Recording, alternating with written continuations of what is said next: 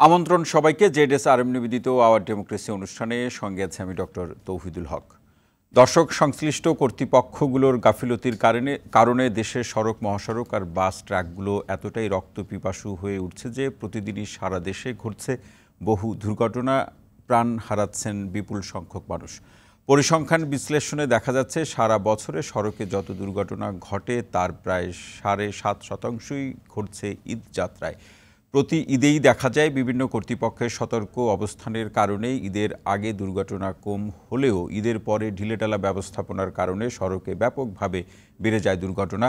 এবারও তার ব্যতিক্রম হয়নি। সম্প্রতি ফরিদপুর এবং জালকাঠিতে দুটি মর্মান্তিক সড়ক দুর্ঘটনায় নিহত হয়েছেন 28 জন। এবারে দীর্ঘ ছুটির ঈদযাত্রার আগে পরে 14 দিনে অন্তত 274 জনের মৃত্যু হয়েছে। আর প্রায় প্রতিটি দুর্ঘটনার মূলেই ছিল ফিটনেসবিহীন পরিবহন এবং লাইসেন্সবিহীন অদক্ষ চালক।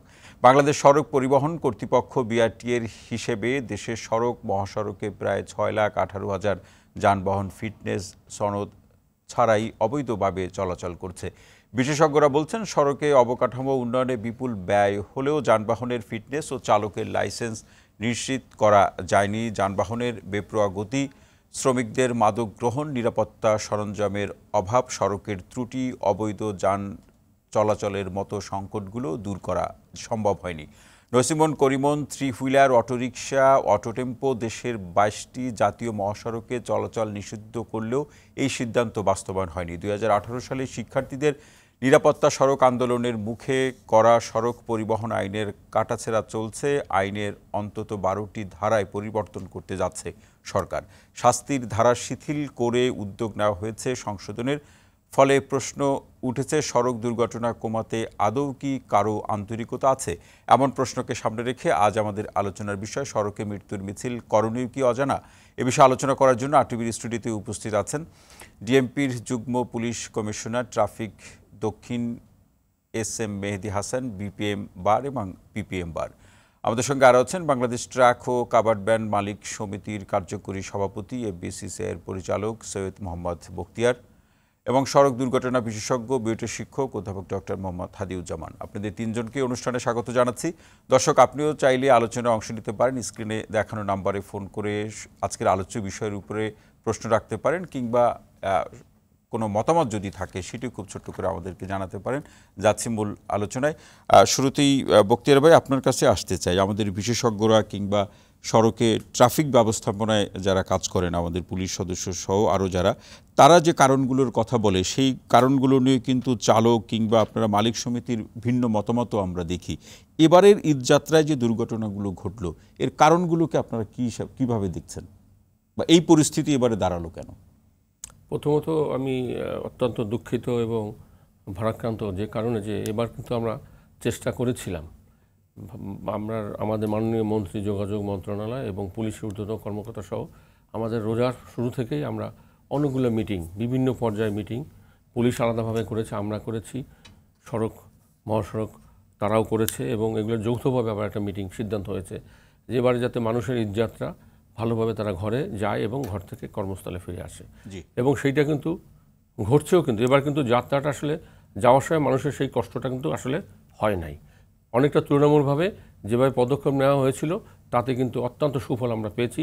আমরা নিজেরাও যেহেতু গ্রামে ব্যতীত করতে গিয়েছিলাম, সেখানে দেখেছি যে বেশি ধরনের, খুব বড় ধরনের কিছু হয় নাই, কিন্তু অঘটনগুলো কিন্তু এরপরেই যেটা আসলে ঘটলো আমাদের এবার কিন্তু। আপনাদের যত ব্যবস্থা বা সতর্কতা ছিল শুধু যাওয়াকে কেন্দ্র করে? না, যাওয়া আসা দুটোটাই ছিল, কিন্তু মানুষ আসলে এই ঘরমুখো মানুষগুলো দেখেন, যেখানে পিকআপের কথা বারবার বলা হয়েছে, পিকআপে মানুষ যাতে না চড়ে, এবং যথেষ্ট পরিমাণে যানবাহন কিন্তু ছিল রাস্তায়, কিন্তু তারপরেও কিন্তু মানুষের অসচেতনার জন্য এই পিকআপে কিন্তু অনেক মানুষ চড়ছে।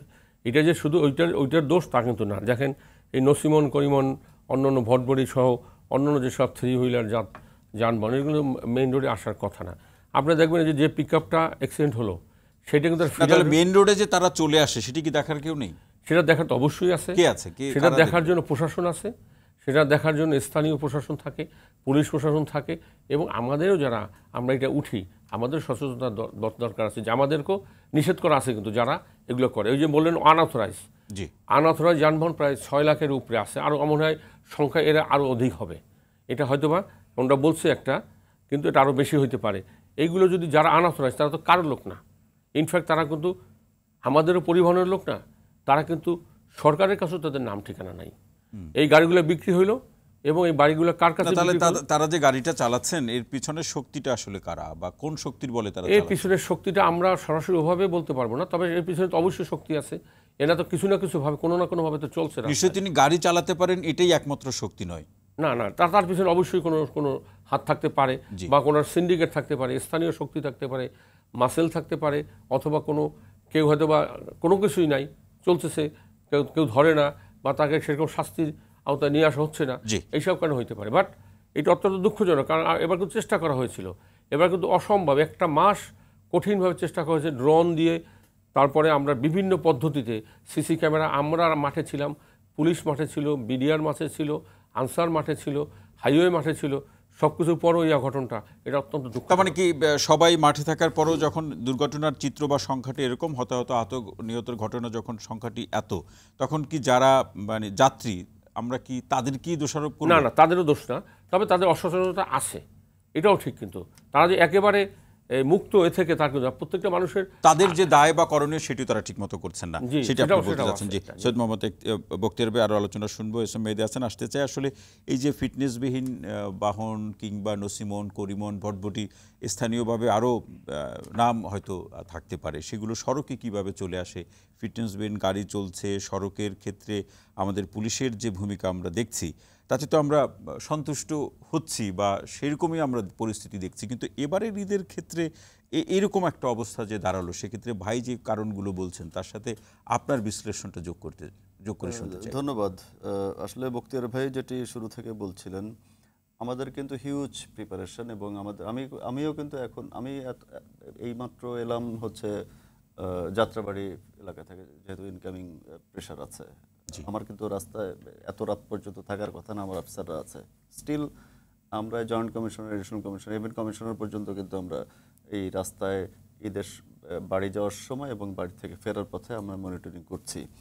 আর তার পাশাপাশি বখতিয়ার ভাই শুরুতে যেটি বললেন যে আমরা মন্ত্রণালয় পর্যায় থেকে শুরু করে পুলিশ সদর দপ্তর এবং আন্তঃ মন্ত্রণালয় এবং ডিএমপি হেডকোয়ার্টার্স এবং অন্যান্য মেট্রোপলিটন সিটি এবং অন্যান্য জেলা পুলিশ যে সকল ব্যবস্থাপনা আছে আমরা সমন্বয় করেছি।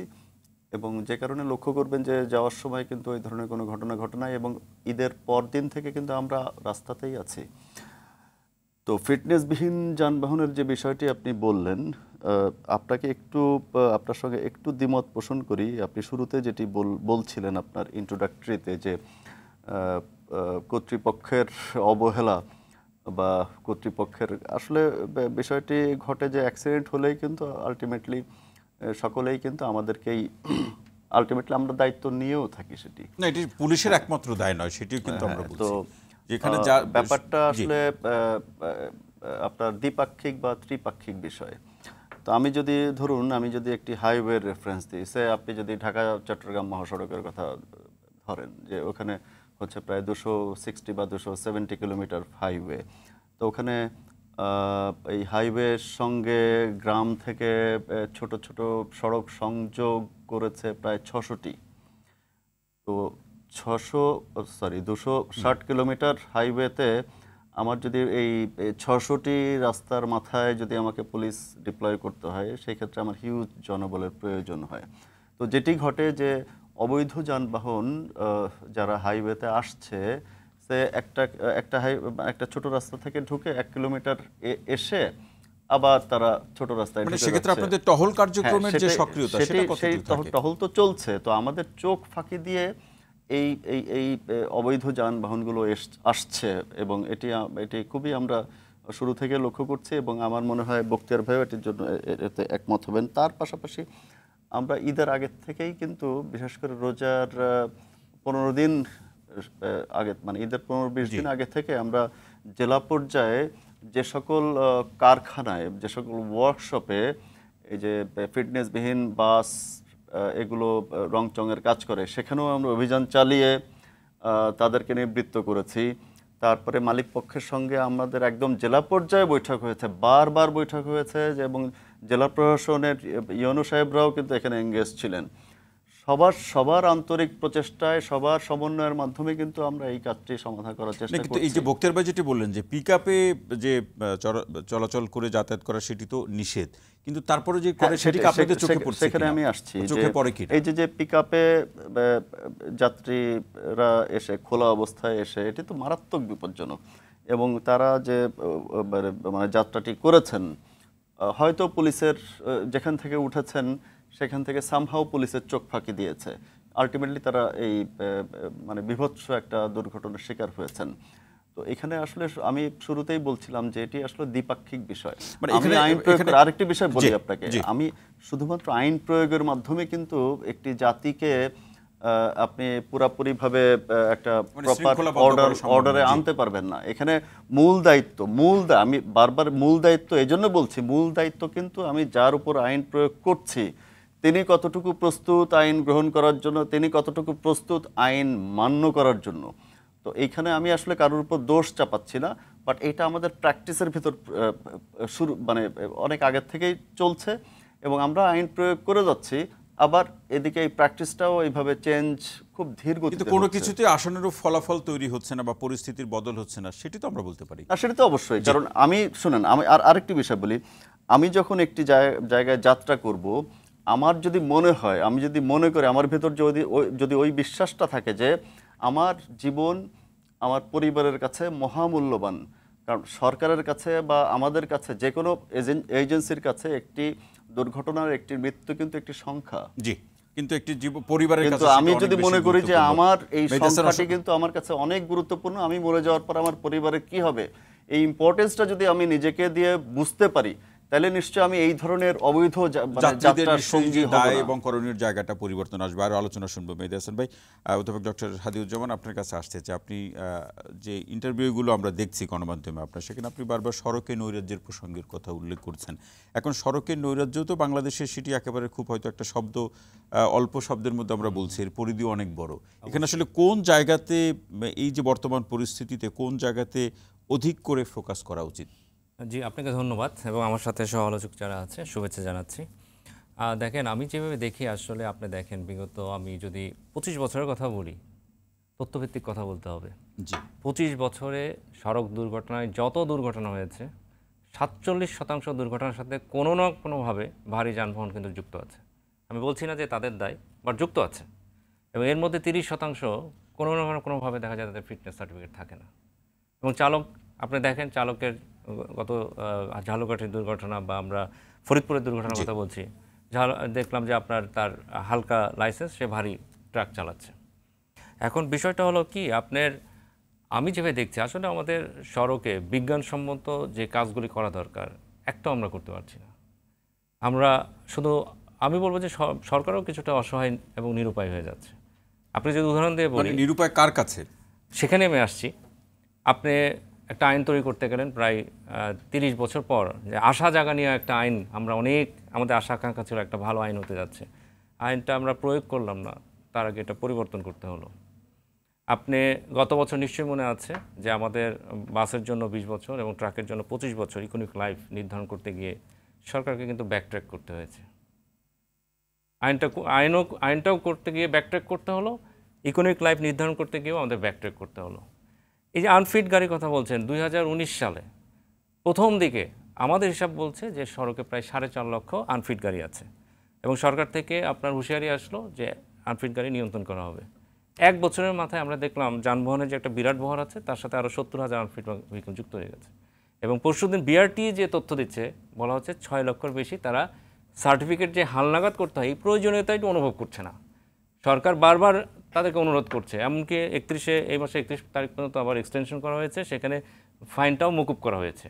এত সুযোগ দেওয়া হচ্ছে, কিন্তু তারপরেও ফিটনেস হালনাগাদ করতে হবে, এই যে একটা প্রয়োজনীয়তা, এটাই তো অনুভব করছে না। মানে কি ফিটনেস নাই, ওই গাড়িগুলোর ফিটনেস নেই বলেই তারা কিন্তু বিআরটিতে যাচ্ছে না। আমি মজার বিষয় একটু বলি, আমি আসার সময় একটু আগেও আমি মানে একটা ট্রাক, তাকে কিন্তু আমি ডাম্পিং করে এসেছি, কারণ তার কোনো কাগজপত্র নেই। এখন যেটা হয়েছে যে আমি যেভাবে দেখি যে আমরা আসলে আত্মতুষ্টিতে ভুগছি। যে আমরা তো অনেক সড়ক 2 লেন থেকে 4 লেন করে ফেললাম, এক্সপ্রেসওয়ে, ফ্লাইওভার। এটা নিয়ে আমার একটা প্রশ্ন আছে আপনার কাছে জানার ইচ্ছা, যে এরকম একটা ধারণা আছে যে সড়ক বাড়ালে, প্রশস্ত করলে হয়তো এই অবস্থা কমে আসবে। আদৌ কি এই বাস্তবতার মধ্যে আছে বাংলাদেশের সড়কের পরিস্থিতি? অবশ্যই নাই। কারণ হচ্ছে আপনার সড়কে যে ঝুঁকিগুলি আছে সেই ঝুঁকিগুলি রেখেই কিন্তু আপনি গতি বাড়ানোর চেষ্টা করছেন। এই যে 22টা মহাসড়কে ইজি বাইক বা ধীরগতি যানবাহনের কথা বলা হচ্ছে, এটা তো আপনি সরাতে পারেননি। না সরাই কিন্তু আপনি গতি বাড়ানোর চেষ্টা করছেন। আমার সড়ক যেরকম আধুনিকায়ন হচ্ছে, পাল্লা দিয়ে কি আমার যানবাহন আধুনিক হয়েছে?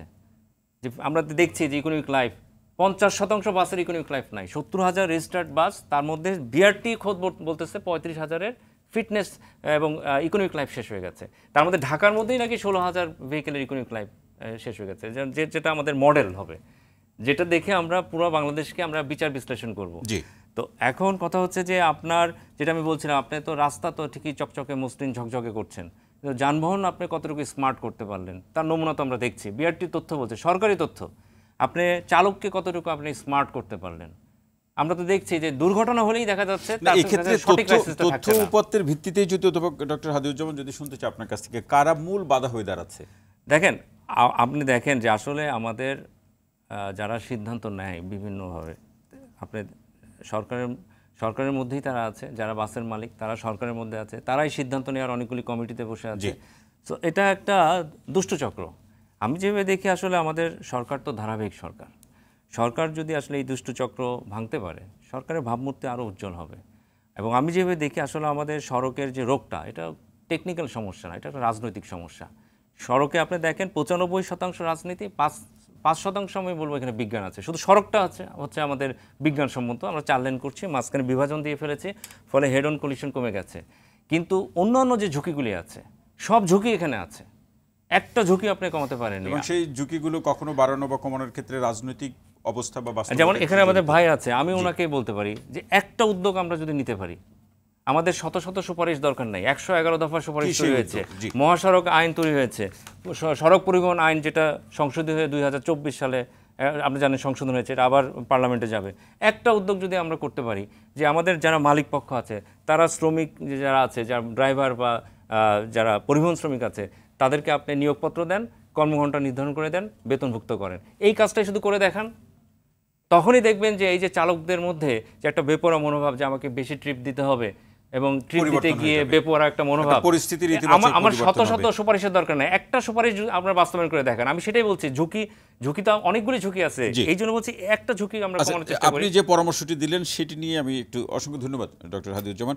সৈয়দ মোহাম্মদ বখতিয়ার ভাই আসতে চাই, যেটি আমাদের অধ্যাপক ডক্টর হাদিউজ্জামান যে চ্যালেঞ্জটির কথা বললেন, চ্যালেঞ্জ মানে যে পরামর্শটি দিলেন, এটিকে আসলে আপনারা বাস্তবায়ন করা কি খুব কঠিন?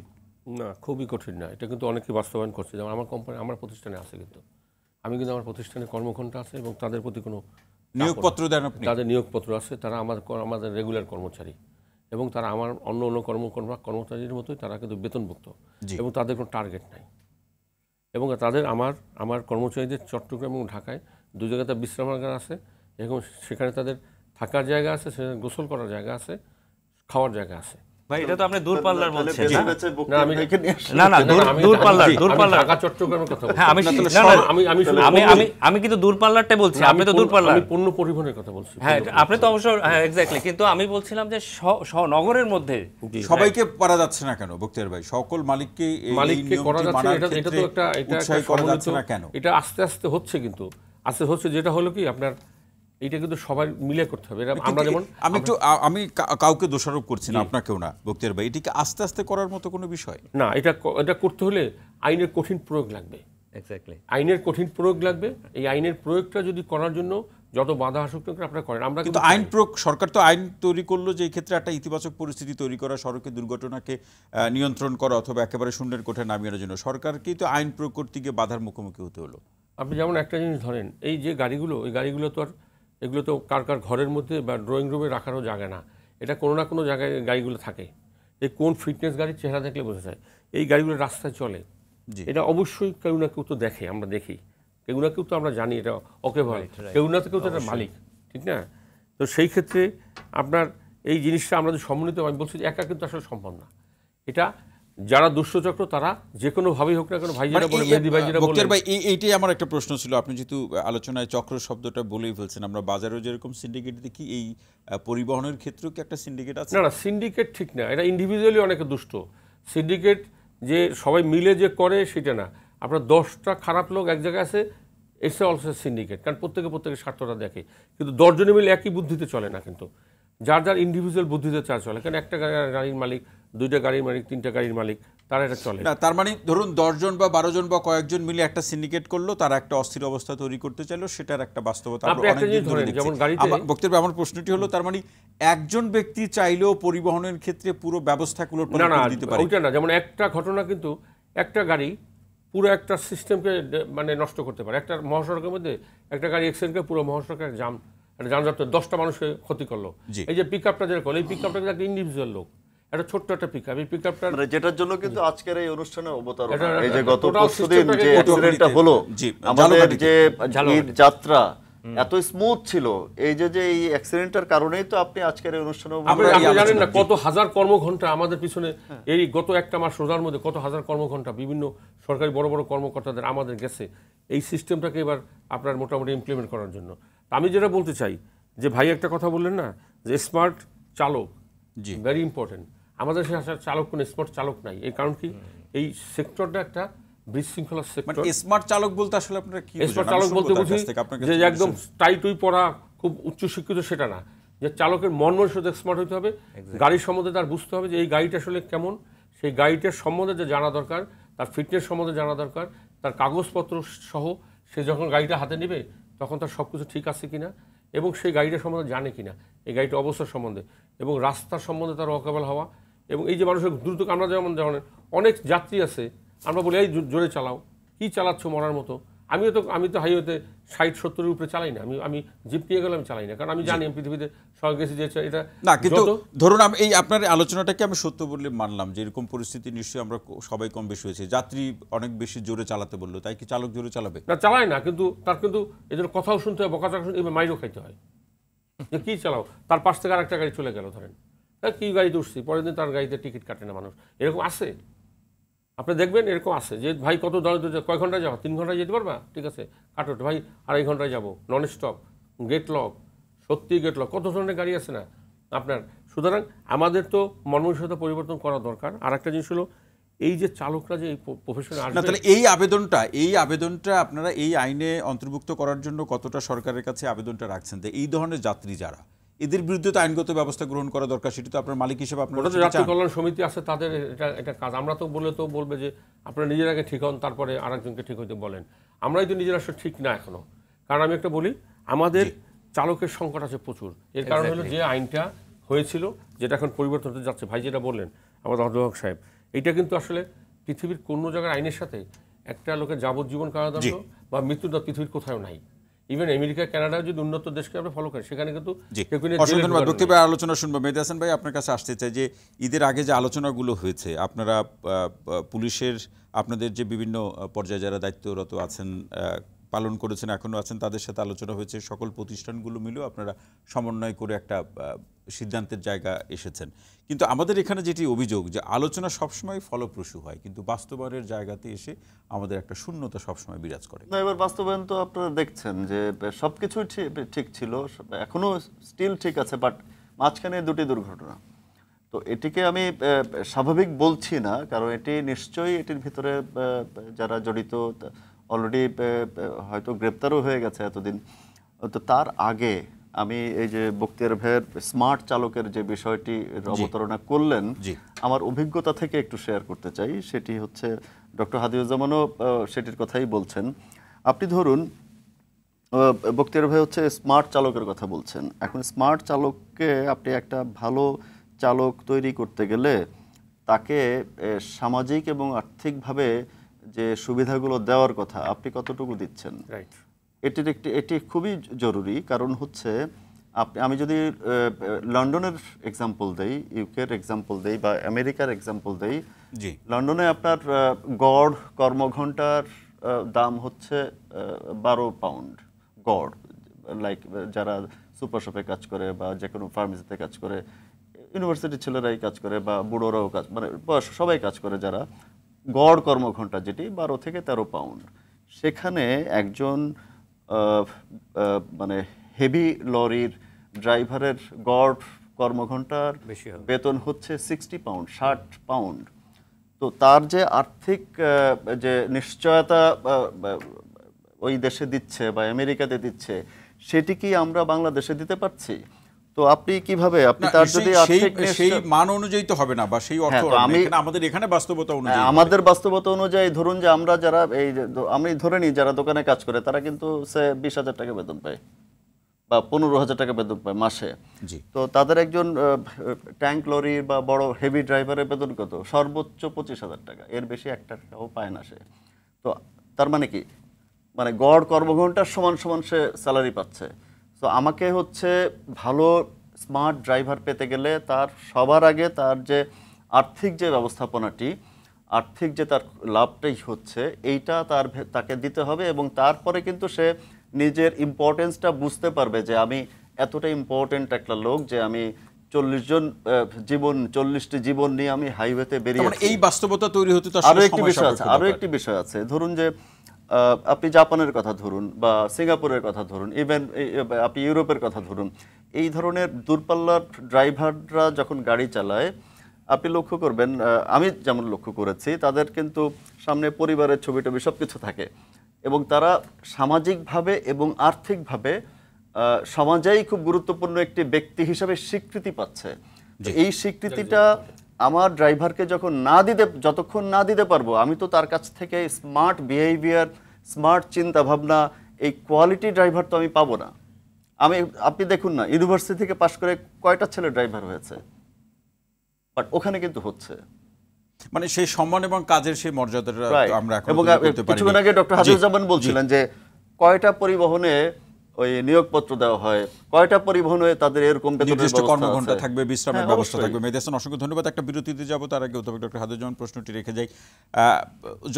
যাদের দিকে অভিযোগের তীর আমরা ধাবিত করি, সেক্ষেত্রে এই চালকের প্রসঙ্গ, আপনি স্মার্ট চালকের বা দক্ষ চালকের প্রসঙ্গ বলছিলেন, সেই জায়গা থেকেও যদি করণীয় জায়গাটি ভাবি, শুধু তাদেরকে দোষারোপ করে তো হবে না, তাকে যে ব্যবস্থাটিগুলো নিয়ে আলোচনা হচ্ছে সেই ব্যবস্থা কতটুকু দিতে পারছে, এই বিষয়ে আলোচনা শুনবো বিরতির পর। দর্শক, আপনারা দেখছেন ZSRM নিবেদিত আওয়ার ডেমোক্রেসি অনুষ্ঠান। নিচ্ছি ছোট্ট বিরতি, সঙ্গেই থাকুন।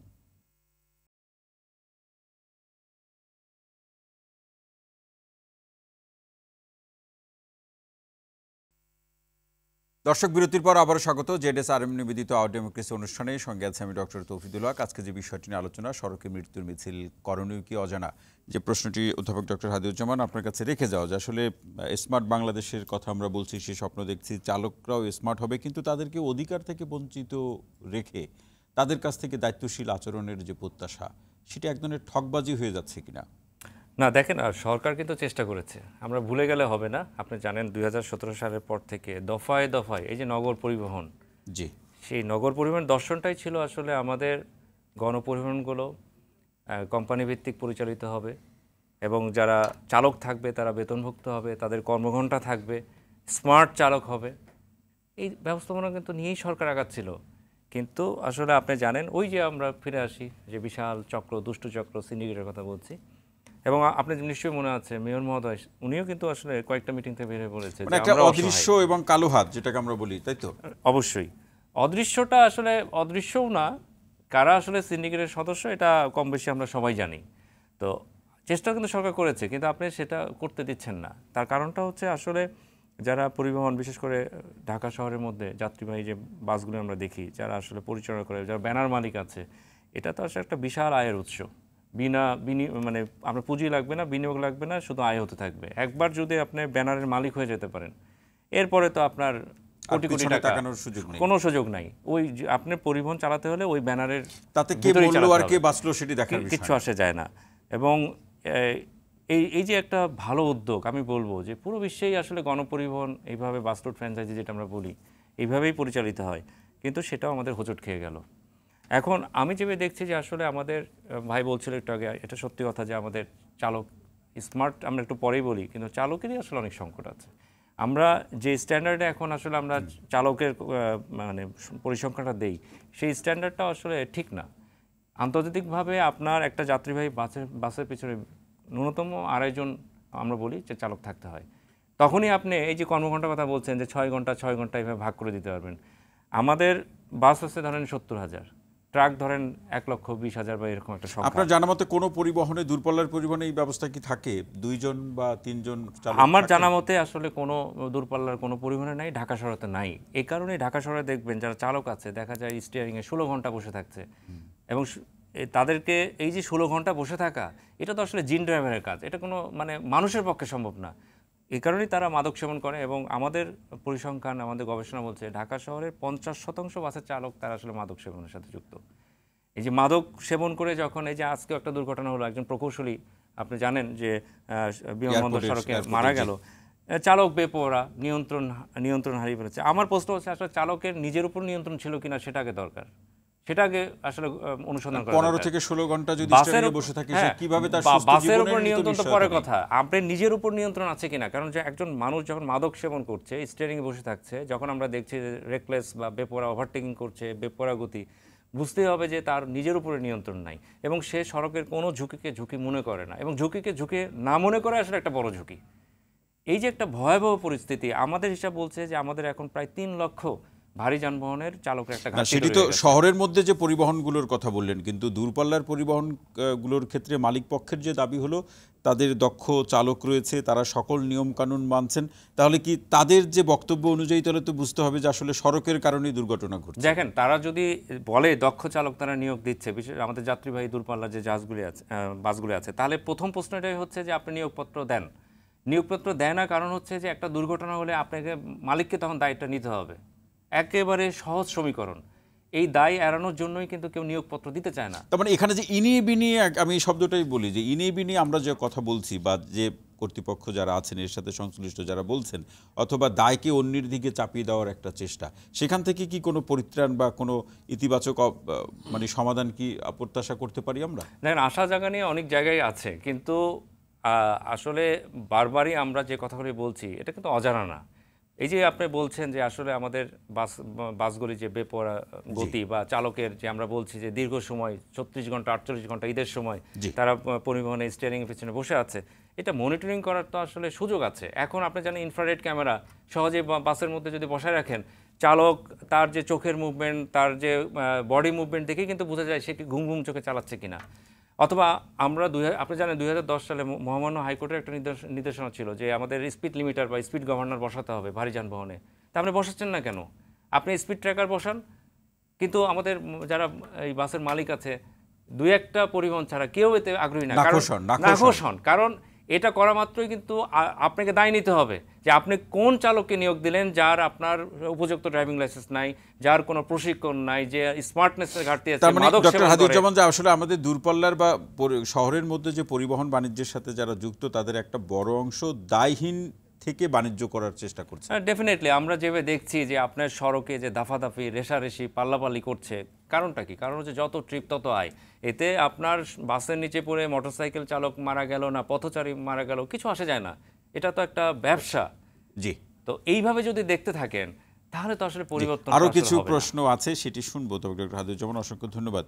সৈয়দ মোহাম্মদ বখতিয়ার ভাই, আসতে চাই যে আসলে সড়কে চাঁদাবাজির একটা প্রসঙ্গ মালিকপক্ষ বিভিন্ন সময় উল্লেখ করে থাকে, একটু শুনতে চাই আসলে এইটা কতটা প্রভাব রাখছে সড়কে দুর্ঘটনার ক্ষেত্রে। আমরা মালিক পক্ষ বলি না আমাদেরকে বলে? মানে আপনারা বলেন, আমরাও বলি, আমরাও শুনিও। জি, আমরাও শুনি যে চাঁদাবাজি। এখন দুইটা জিনিস আমাদের এই অনেকেই আমরা বলে থাকি চাঁদাবাজি দুইটা ভিন্ন জিনিস। হ্যাঁ, চাঁদাবাজি হয়, আমার নিজের গাড়িতে হয়। আমি ঈদের আগে ত্রাণ পাঠালাম বাড়িতে, এই সামগ্রী। আমি এসে দেখি আমার 6,000 কত টাকা যেন রিসিট। এর মধ্যে আপনার এই কতগুলো ব্রিজ আছে, ব্রিজের নাম না জানা ব্রিজ আছে অনেকগুলো। তারপরে আছে আপনার স্থানীয় লাঠি নিয়ে রাত্রেবেলা দাঁড়ায়, এবং অসহায় ট্রাক ড্রাইভার তার সাথে আপনার কোনো হেল্পার থাকে না, তাকে মারধর করে, টাকা পয়সা নিয়ে যায়। আপনার এই ঘটনা ঘটতে থাকে, কিন্তু এটা কিন্তু আমাদের মালিকও না, কোনো পুলিশও না, এটা স্থানীয় কয়েকজন সংগঠিত এই কাজটা করে। ওরা জানে 1-2 ঘন্টাতে করতে পারে, বেশ কিছু টাকা হবে। এইটা তো আমরা তো এই বিষয়গুলো নিয়ে হাইওয়ে পুলিশের সাথে কি আপনাদের কোনো আলোচনা হয় না? তাদের চোখে আড়ালেই ঘটনাগুলো ঘটে। কিন্তু ওই যে উনি যেটা বলে মেহেদী ভাই, যে ধরেন আপনার রাস্তা হলো অনেক বড়, অনেক চিপাচাপা আছে, অনেক ফিডার রোড আছে, এবং এখন জানেন ছোটো ছোটো ইন্ডাস্ট্রি সব বিভিন্ন জায়গা থেকে হয়। এইসব জায়গা থেকে, যেমন টঙ্গীতে আমি বলি, টঙ্গীতে একটা জায়গা আছে, সেখানে গাড়ি গেলে 2000 টাকা তাদেরকে স্থানীয়ভাবে চাঁদা দিতে হয়। এখানে কোনো কিছুতে কোনো কাজ হচ্ছে না। আমরা চিটাগাং, তার মানে কি আমরা ডক্টর হাদিউজ্জামান যেটি বলছিলেন যে এই বিষয়টির সাথে রাজনীতি একটা বড় ক্যানভাস হিসাবে আছে, থাকতে পারে, আছে, কারো না কারো শক্তিতে তো আছেই, এরা তো কারো না কারো শক্তিতে আছে। সেই শক্তির পেছনের মানে যেখান থেকে এই শক্তি তবে এটা কিন্তু মালিকও না, সেটা কি রাজনীতি কিনা? এটা কিন্তু আমাদের কোনো সংগঠনও না, এটা কিন্তু পুলিশও না, এটা তৃতীয় কোনো একটা শক্তি। এবং এটা তাহলে তার কথা বলতে আপনারা তো গরিবসী করছেন কেন? কোনো ভয় আছে কিনা? না, এখন সেটা তো আসলে কোন দল, চাঁদাবাজে তো কোনো দল নাই, সে আওয়ামী লীগও না, সে বিএনপি না, সে জামাত ইসলাম, সর্বদলীয় ঐক্য জোট। এই ব্যাপারে তারা কিন্তু খুব, তাদের মধ্যে খুব মিল আছে। একটা বিষয়, আরেকটা জিনিস হলো যে আমি যে সড়ক দুর্ঘটনার ব্যাপারে আপনি তো চাঁদাবাজির কথা বলছেন, তার আগে আমি একটু যোগ করতে চাই, আমাদের এই গতিটাকে, স্পিড লিমিট করে দেওয়া উচিত। এটা হয় যদি আমরা বেঁধে দিতে পারি, অথবা এই লিমিটটাকে যে কে এর ক্রস করবে, যে ক্রস করবে তার ফাইন, একবার ফাইন করতেই হবে। যে আপনি বসাই দেন ক্যামেরা, সে ওই যে বিদেশে যেমন আছে, আপনি চালান, কোনো অসুবিধা নেই, আপনি যখন রিনিউ করতে যাবেন কাগজপত্র, তখন দেখবেন আপনার 4টা স্লিপ, আপনি $400 ফাইন দিয়ে চলে যান, আপনি কোনো অসুবিধা এটা করেন। আরেকটা যে গতি, আমাদের যে একটা প্রতিযোগিতা আছে কার আগে কে যাবে সড়কের কিন্তু এই অ্যাক্সিডেন্ট পিছনে সবচেয়ে বেশি হলো এই যে দ্রুত গতি। এই দ্রুত গতি আমরা মানি না। যে মোটরসাইকেলগুলো দেখেন, মোটরসাইকেল পদ্মা ব্রিজকে আপনি ছেড়ে দিচ্ছেন, সেদিনকে আমি বরিশাল যাওয়ার সময় দেখি সে মাঝখানে চলে আসছে অনেক গাড়ি, মোটরসাইকেল চান্স পাইলে আইসা আবার বাইরের লেনে এসে ঢোকে। এই যে আমাদের একটা মানে না মানার প্রতিযোগিতা। জি, মোহাম্মদ বখতিয়ার ভাই, আরও আলোচনা আছে, শেষে শুনবো। আমি একটু মেহেদী হাসান ভাই আসতে চাই, যেহেতু মোটরসাইকেলের প্রসঙ্গ তুললেন আমাদের বখতিয়ার ভাই। এবারে ঈদে মোটরসাইকেলের যে বেপরোয়া গতি এবং তার ভিতরে অসংখ্য দুর্ঘটনা ঘটেছে, একটু শুনতে চাই যে এরকম অবস্থা যদি হয়, করণীয় জায়গাটা নিয়ন্ত্রণ করা সম্ভব হচ্ছে না কেন? আপনাকে আমি একদম স্পেসিফিক তথ্য দেই। গত 4 মাসে বাংলাদেশে যতগুলো সড়কে প্রাণ ঝরেছে দুর্ঘটনার কারণে, তার 40% হচ্ছে মোটরসাইকেল আরোহী। তো এখানে একটি বিষয় আমাদের লক্ষ্য করতে হবে যে মোটরসাইকেল যারা চালাচ্ছে এখন, আমি যদি ঢাকা শহরের কথা ধরি, ঢাকা শহরে যত প্রাণহানি ঘটে তার কিন্তু 100%ই কিন্তু আইদার পথচারী অথবা মোটরসাইকেল আরোহী। এমনি কিন্তু ফেস টু ফেস কলিশন কিন্তু নাই ঢাকা শহরে। তার মানে কি, মোটরসাইকেল যারা চালাচ্ছে তারা বেপরোয়া, যারা পথচারী তারা বেপরোয়া, যারা এই ডক্টর হাদিউজ্জামান বললেন যে ড্রাইভাররা ঢাকা শহরে গাড়ি চালাচ্ছে তারাও বেপরোয়া। এখন বিষয়টা নির্ভর করছে যে আইন প্রয়োগের উপরে। আমরা তো আইন প্রয়োগ করে যাচ্ছি, আমরা প্রতি বছর লক্ষ লক্ষ মামলা করি আমরা। আমি শুরুতে বলেছিলাম যে শুধুমাত্র আইন প্রয়োগের মাধ্যমে কিন্তু মানে একটি জনগোষ্ঠীকে পুরাপুরিভাবে একটি অর্ডারে আনা দুরূহ কাজ। তার মানে আইন মামলা হলেও বা আইন প্রয়োগ হচ্ছে সেটাও তার ভয় পাচ্ছে না। ভয়ের কোনো ভয়ই নেই। আপনি লক্ষ্য করবেন, পৃথিবীতে কখনো শুনেছেন বা দেখেছেন যে এক্সপ্রেসওয়েতে পুলিশকে জিগজ্যাগ বসাতে হয় গতিরোধ করার জন্য? যেটি আমাদের করা লেগেছে ঈদের সময় 300 ফিট এক্সপ্রেসওয়ে যেটি, ওখানে কিন্তু আমাদের জিগজ্যাগ বসানো লেগেছে গতিরোধ করার জন্য, শুধুমাত্র এই মোটর বাইকগুলোর গতিরোধ করার জন্য। আপনি লক্ষ্য করবেন যে এই এক্সপ্রেসওয়েতে তো সাধারণ মানুষের যাওয়ার কথা না, পথচারী বা হাজার হাজার লক্ষ লক্ষ পথচারী এই এক্সপ্রেসওয়ের বিভিন্ন পয়েন্টে, বিভিন্ন ইন্টারসেকশনে তারা সেলফি তুলছে। মানে এটা ব্যাপারটা এরকম যে এটি হচ্ছে এক ধরনের বিনোদনের জায়গা, বাট এটা কিন্তু এবং সেই স্কুলের যেমন খুশি তেমন সাজার মতো একটা চাইলেই সড়কের মূল জায়গায় চলে যাওয়া যায়। তো মেহেদী ভাই, আপনার কাছে একটা জিজ্ঞাসা, যে লেন সিস্টেমকে এখানে খুব একটা বেশি কার্যকর করা যাচ্ছে না কেন? না, লেন তো আসলে আমাদের ঢাকাতে কিন্তু আমাদের ওই ধরনের কোনো স্পেসিফিক কোনো যানবাহনের জন্য কোনো লেন এখনো বরাদ্দ করা হয়নি। সুতরাং কার্যকরের প্রশ্ন তার হাইওয়ের বিষয়টি আসছে। আপনি যে আমার এই ভাই বলছিলেন যে তাদের ট্রাক চলে 40 কিলোমিটারে বা 50 কিলোমিটারে, কিন্তু ওরা একটা লেনে রাস্তার ডান পাশটা দখল করে রাখে। তো রাস্তার ডান পাশটা কিন্তু দখল করে রাখার কথা না।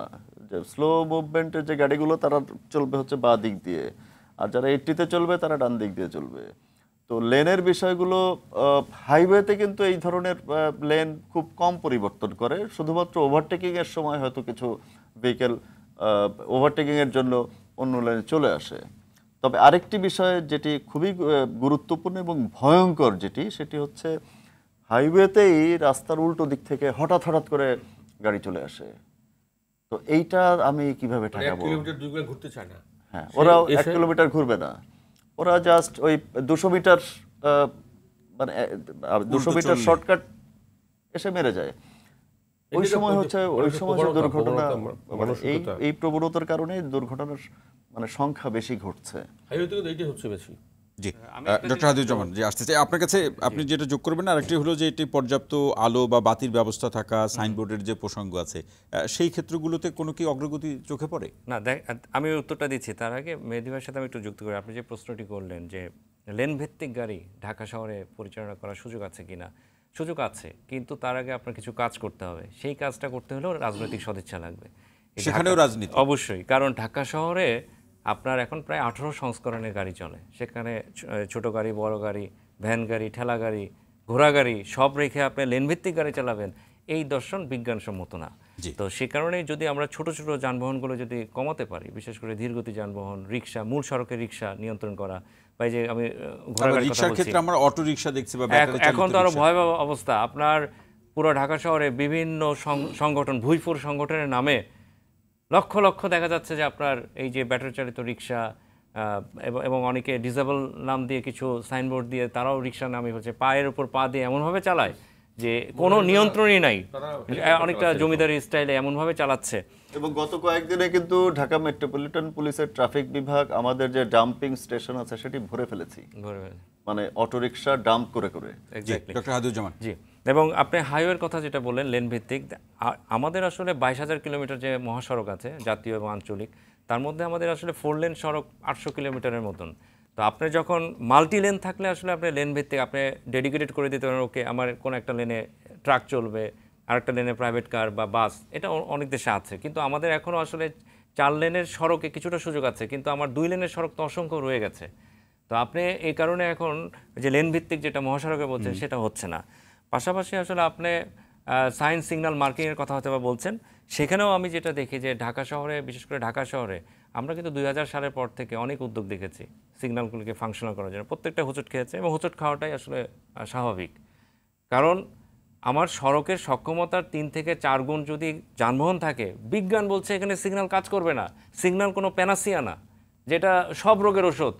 আমি জানি না আমাদের বাইরে থেকে যে বিভিন্ন দেশের যারা ব্রিফকেস কনসালটেন্ট যারা আছে এসে, তারা কিন্তু খুব সুন্দর সমাধান দিয়ে যাচ্ছে, হার্ডওয়্যার সফটওয়্যার কিনে। সেই সমাধানগুলো যে আমাদের এখানে অজানা বা আমাদের দেশের পর্যায়ে বিশেষজ্ঞরা জানেন না, ব্যাপারটা তো তা না। না, অবশ্যই তা না, কিন্তু তারা ঋণ দিচ্ছে, তারা প্রকল্প বানাচ্ছে, স্বল্পকালীন প্রকল্প হিসেবে দেখছে, তারা সব কিছু আমাদের গিনিপিগ বানিয়ে কোনো মতো একটা পরীক্ষা নিরীক্ষা করে তারা কিন্তু চলে যাচ্ছে। আর এটা রক্ষণাবেক্ষণ করতে হচ্ছে সিটি কর্পোরেশনকে, এবং ট্রাফিক পুলিশ বিভাগ তারা এটাকে রক্ষণাবেক্ষণ বা পরিচালনা করার চেষ্টা করছে। না, ট্রাফিক পুলিশ এটা রক্ষণাবেক্ষণ না, জড়িত না, সিটি কর্পোরেশন সরাসরি জড়িত। এবং মাঝে মাঝে বলা হয় যে মানে সিগন্যাল টাইমিংটা যদি আপনাদের কাছ থেকে কিছুটা মতামত নেয়, সেই হিসেবে আমি বলছিলাম।